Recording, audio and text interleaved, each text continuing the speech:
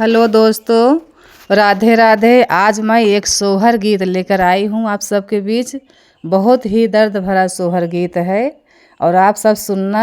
अच्छा लगे तो कमेंट बॉक्स में बताना ज़रूर। ज़्यादा से ज़्यादा शेयर करना और अपना प्यार दुलार बनाए रखना दोस्तों। ऐसे सुनना ज़रूर पूरा। सासू बोले निस दिन बोलिया ननद ताना मारई हो रामा कवन करमवा से चूकी ललन नहीं पायू हो रामा कवन करमवा से चूकी ललन नहीं पायू हो।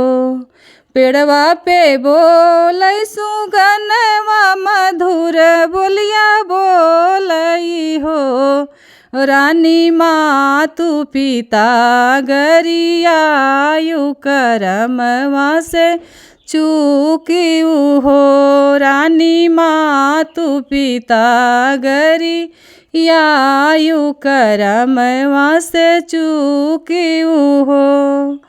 किहलू न सासू के सेवा जेठनिया से झगड़ा हो रानी दुआरे से लौटायू भिखरिया ललन कैसे पैबू ललन कैसे पैबू हो रानी लौटायू दुआरे से भिखरिया ललन कैसे पैबू हो।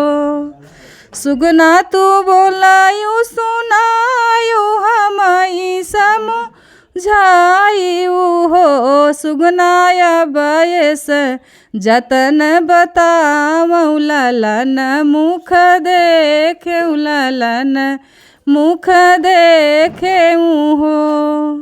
नीति उठी प्रातः नहायू सूरज पैया लागी हो रानी भूखे के भोजन करायू ललन सुख पैबू ललन सुख पैबू हो। नित्य करू सासू के सेवा जेठनिया हंसी बोलियू हो रानी मातु पिता करू आदर ललन मुख देखबियू ललन मुख देखबियू हो। मानी रानी सुगना बचनिया सूरज पैया लागई हो रानी रहिले हैं व्रत रविवार ललन मुख देखई ललन मुख देखई हो रानी रहिले हैं व्रत रविवार ललन मुख देखई ललन मुख देखई हो।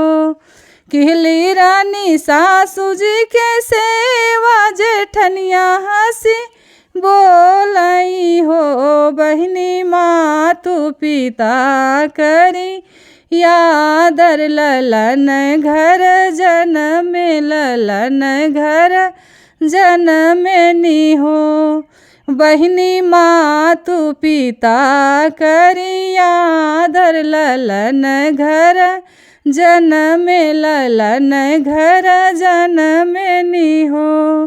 प्रेम से बाजई बधैया घरे मंगल होवई हो रानी छूटी गए बझनिया के नाम घरे उठई सोहर घरे उठई सोहर हो रानी छूटी गए बझनिया के नाम घरे उठई सोहर हो।